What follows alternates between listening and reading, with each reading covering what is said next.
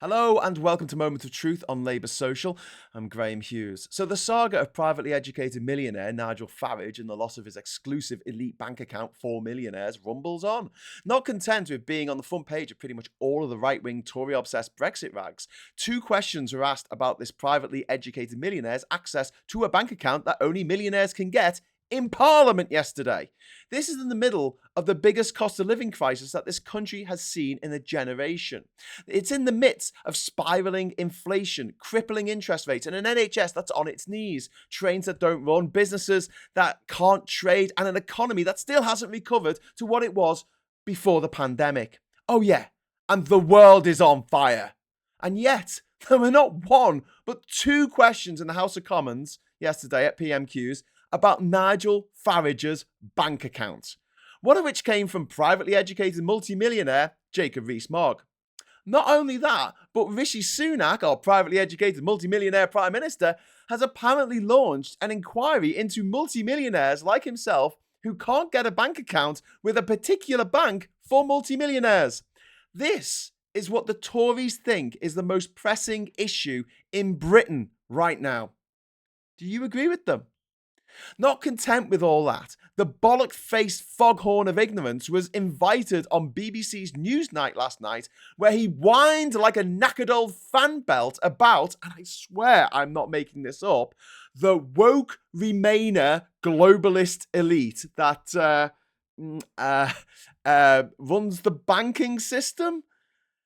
Here's his financial commentator, Francis Coppola, putting him in his place. Banks, which are commercial enterprises, who they do business with is their decision in a free market. So is Rishi Sunak right to have an inquiry into this? He's going to ask the FCA to look at it. I confidently predict that the FCA will look at this and say, nothing to look at here. This Thank you both very much. Is it reasonable that law-abiding citizens can be debanked to become non-people in our country? Clearly, in your view, it is. I think it depends on the kind. Yeah, that's what he said.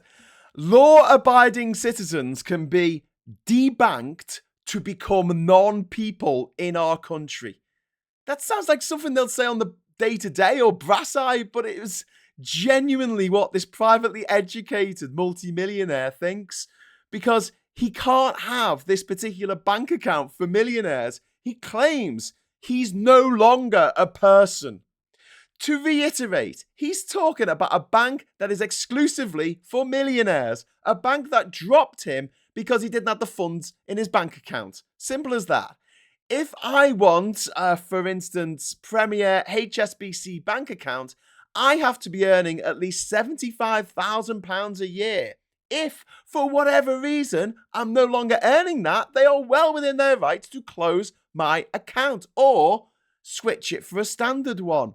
And yet, Farage's privately educated millionaire chums who run Fleet Street are happy to waste miles of newsprint whining relentlessly about the fact that he can't get a bank account with a bank that operates exclusively for the richest 1% of the nation. Won't somebody think of the poor multi-millionaires? Brexit Karen here could get a bank account with a NatWest like a normal person. But that's not good enough for Farage. He wants a bank account with his elite bank. You remember the same elites that he was regularly railing against back in 2016. Nigel Farage, the privately educated multimillionaire career politician, the man who stopped 90% of us from living, working and retiring in 31 other rich, beautiful democracies. Doesn't stop him and his old school chums, though, does it? They have the money. They can live anywhere. How about we have an inquiry into that, eh?